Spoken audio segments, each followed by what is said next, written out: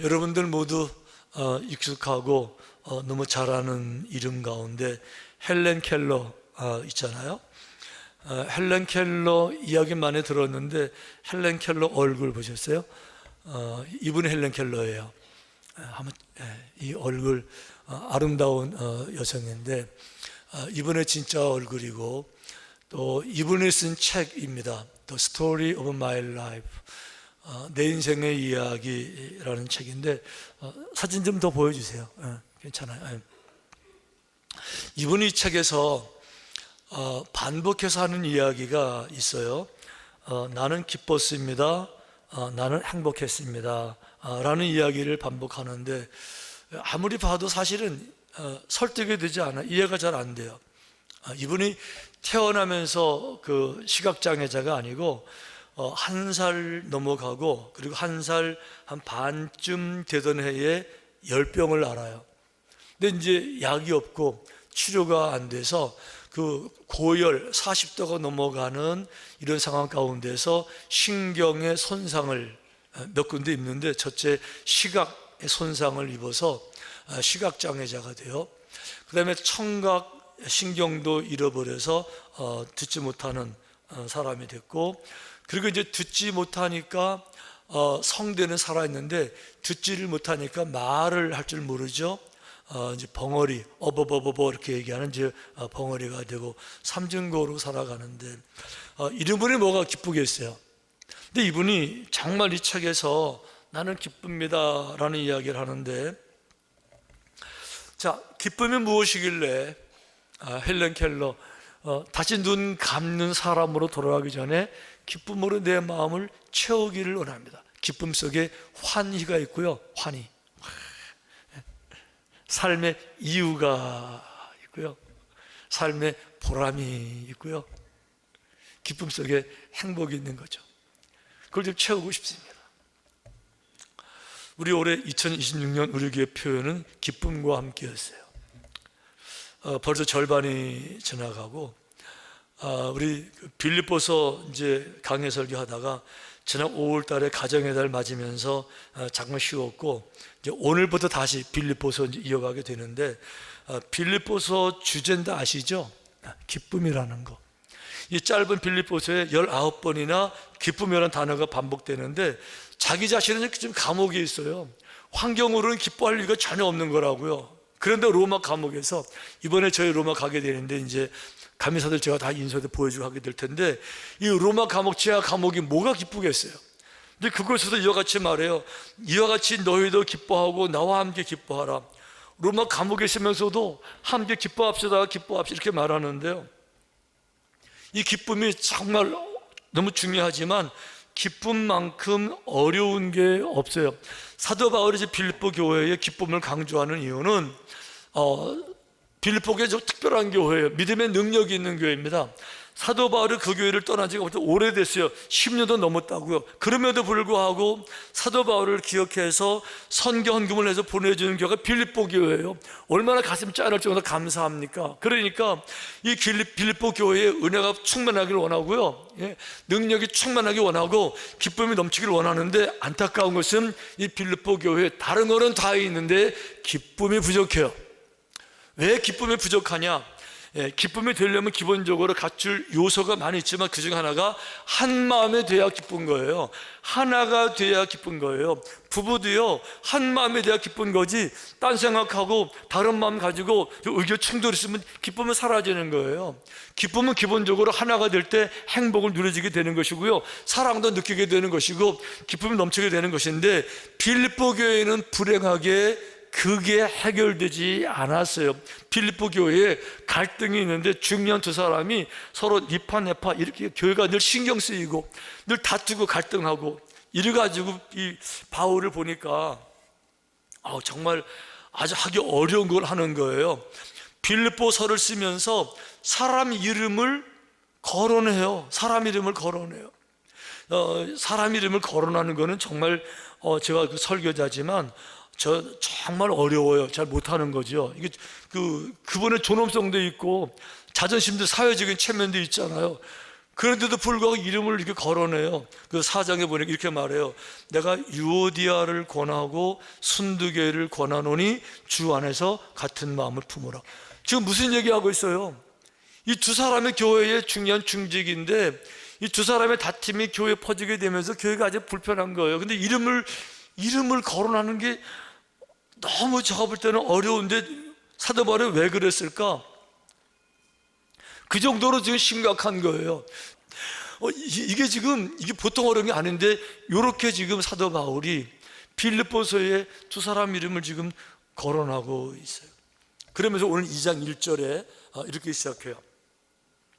그러므로 그리스도 안에 있는 무슨 권면이나 사랑의 무슨 위로나 성령의 무슨 교제나 긍휼이나 자비가 있거든, 이렇게 말하니까 이거 번역이 좀 잘못됐어요. 번역이 너무너무 아쉬워요.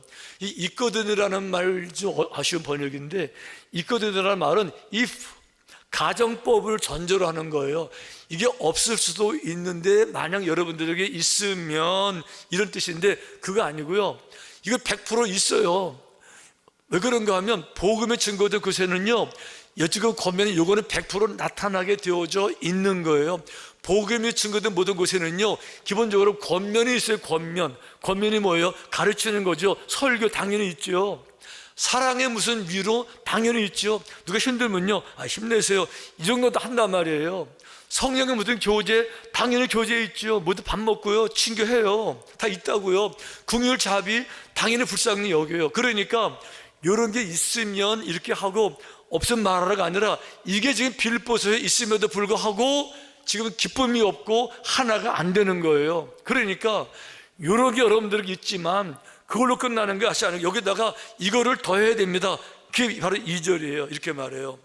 이게 있지만 여러분들 기쁨이 없고 하나가 안 되니까, 이게 있지만 마음을 같이하여 같은 사랑을 가지고 뜻을 합하여서 한 마음을 가져야 됩니다. 지금 이 얘기하는 거예요. 믿음의 능력 있고요, 봉사 있고요, 땀도 흘려요. 그런데 그럼에도 불구하고 하나가 되지 못하면 갈등하죠, 다투죠, 번민에 싸우죠, 평화 깨지죠, 기쁨 사라지죠, 행복 사라지는 거니까 여기 있지만 이게 더 중요한 거니까 한 마음을 가져야 됩니다. 한 마음을 가져야 됩니다 라고 말하면서, 한 마음을 가져야 되는 거 누가 몰라요? 다 알죠. 다 아는데 한 마음을 가지세요라고 끝나는 것이 아니라 한 마음을 갖기 위해서 요렇게 해야 됩니다라고 하는 디렉션도, 처방전도 같이 주는데요, 이 처방전이 너무너무 유명한 말씀이에요. 그래서 이 처방전 얘기를 들으면 사람들이 오해를 해요. 이거는 예수님의 십자가를 구원을 설명하는 건가 보다, 이렇게 해가지고요, 요 처방전 얘기가 사순절의 단골 메뉴예요. 고난주간에 단골 메뉴로 떠오르는데, 예수님의 십자가를 설명하려고 한 것이 아니고 하나가 되기 위해서 이 마음을 가져야 된다고 하기 위해서 하신 말씀이 이 말씀인데, 5절에 이렇게 말해요. 너희 안에 이 마음을 품으라. 곧 그리스도 예수의 마음이니. 많이 들으시지 말씀 기억나시죠? 이 마음을 품어라, 곧 그리스도 예수의 마음이니 하고 나오는 이야기가 사순절에 얼마나 많이 근데 사순절 용어로 만들어진 게 아니고 하나가 안 되기 때문에 이렇게 하면 해야 하나가 됩니다, 이 얘기 지금 하고 있는 거죠. 예를 들면 두 사람이 마음이 달라요. 아니, 3명이 달라요, 10명이 달라요. 어떻게 하나가 되죠? 누구 마음에 맞춰야 되죠? 힘센 사람이요? 나이 많은 사람이요? 공부 많이 한 사람이요? 아니요. 모든 사람이 예수님의 마음을 가지면 하나가 되니까 이 예수님 마음을 닮으세요 하고 소개하는 것, 3가지로 소개해요. 첫째는 하나님의 본체시나 동등됨을 취할 것으로 여기지 않는 마음. 자, 6절 한번 다 같이 읽어볼까요? 6절 시작. 그는 근본 하나님의 본체시나 하나님과 동등됨을 취할 것으로 여기지 아니하셨다. 자, 보세요. 예수님은 본래 하나님과 본체셨어요. 그런데 하나님과 본체 동등됨을 취할 것으로 여기지 않으시고 인간의 몸으로 오셨잖아요. 여기서 취하다는 말, 취하리라는 말이 무슨 뜻인가 하면 술 취한다, 내가 술이 취해서 정신없어가지고 권리를 포기했다 이런 말이 아니고요. 취하리라는 그 원어는요, 하르파그모스라는 단어예요. 하르파그모스.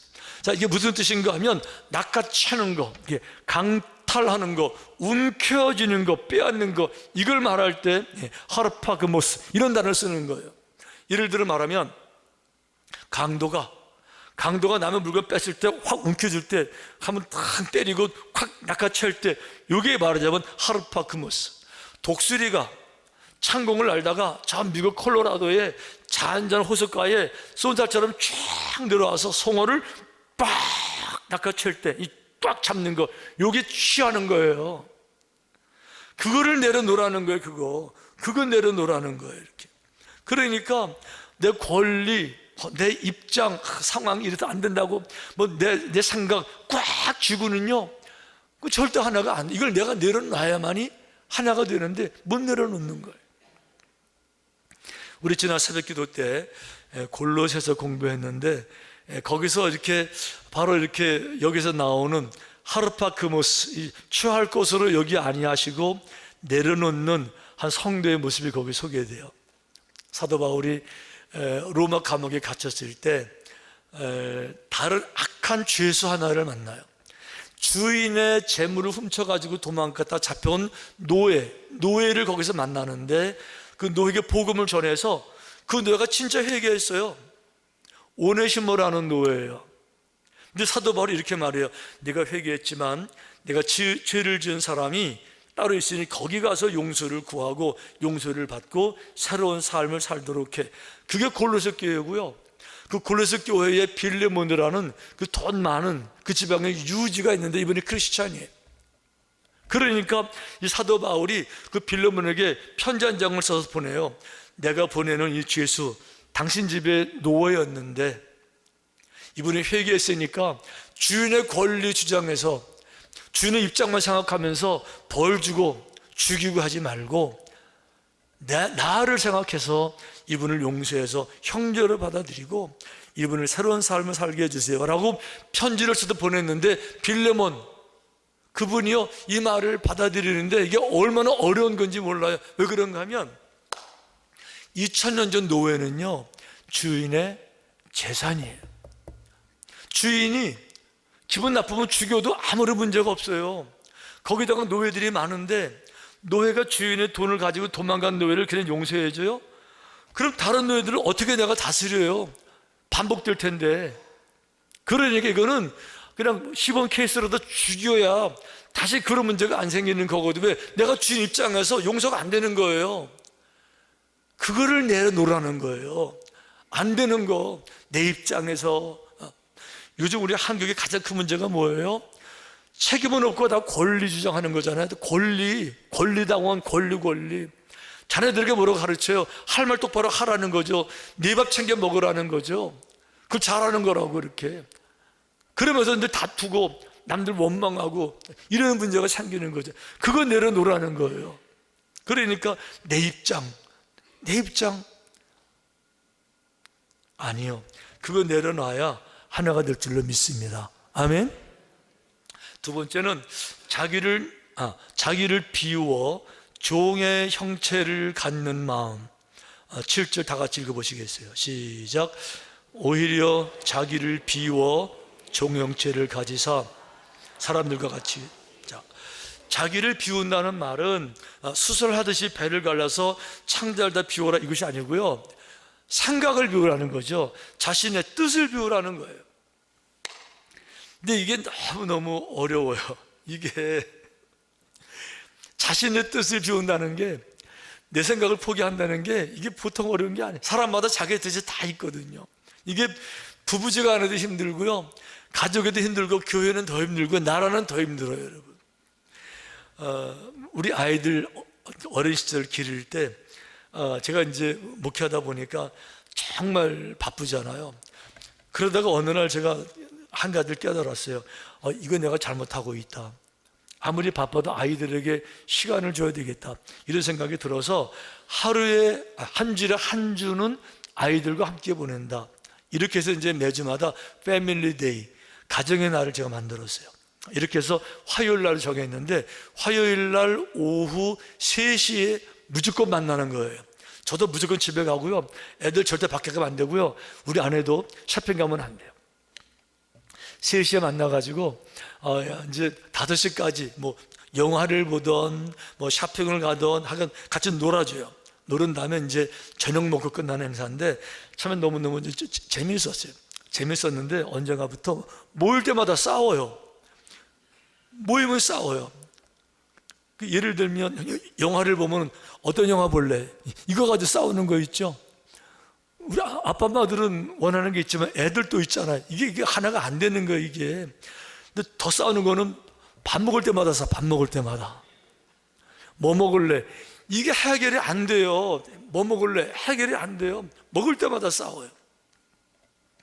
우리 아들이 초등생이었는데 이놈은 그냥 먹을 때마다 그냥 햄버거고 조금 더 격상하면 KFC, 후라이드 치킨, 그냥 뭐 그밖에 모르니까. 근데 그게 뭐 좋겠어요, 그게.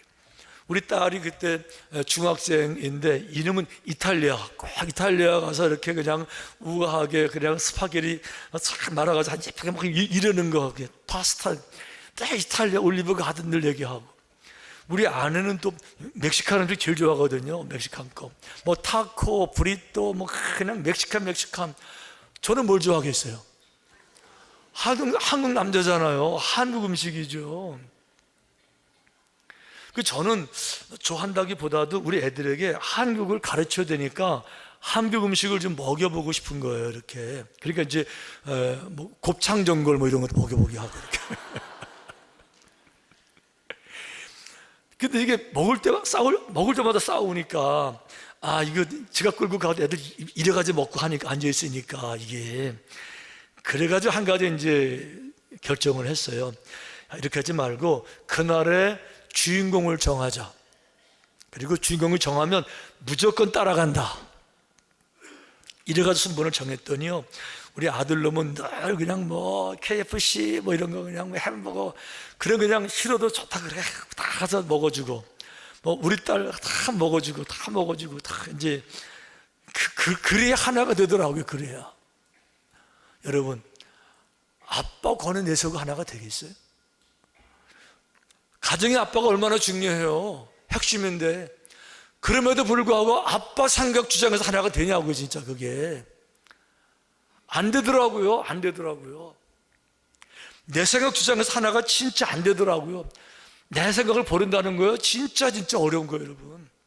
다 내 판단, 내가 판단하잖아요. 내 판단에 내가 기분 나쁜 거. 여러분, 내 생각을 앞장세우면요 불만으로 가득 차요.